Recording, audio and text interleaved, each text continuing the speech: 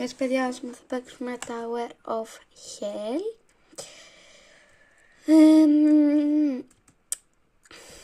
Για να δούμε. Έχει πάρα πολλά levels, δεν νομίζω πως θα τα κάνουμε όλα.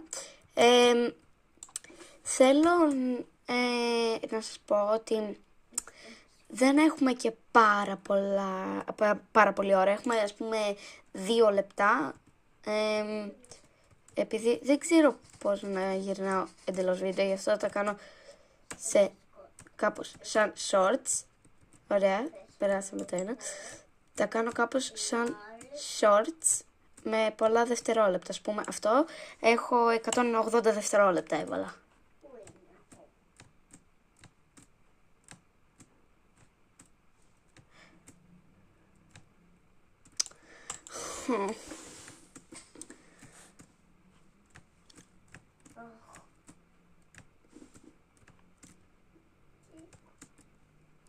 Επειδή δεν ξέρω πώς να κάνω ακόμα. Τώρα νευριάζω. Λοιπόν, έχει περάσει 1 λεπτό και 20 δευτερόλεπτα. Ωραία, δεν θα πάει καλά αυτό.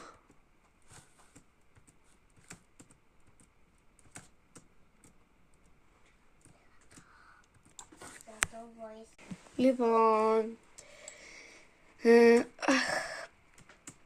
να βλέπετε, με νευριάζει αυτό. Δεν είμαι καλή στο Tower of Hell. Τι άλλα παιχνίδια θέλετε να παίξω, σας αρέσουν στο Roblox, για να τα παίζω.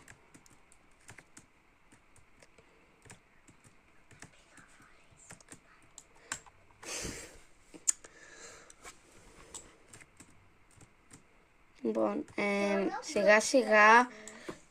σιγά σιγά μου τελειώνει ο χρόνος, αλλά έχουμε λίγο ακόμα, μισό. Λοιπόν, έχουμε άλλα 10 δευτερόλεπτα. Λοιπόν, μου τελειώνει ο χρόνος, γι' αυτό, γεια σας.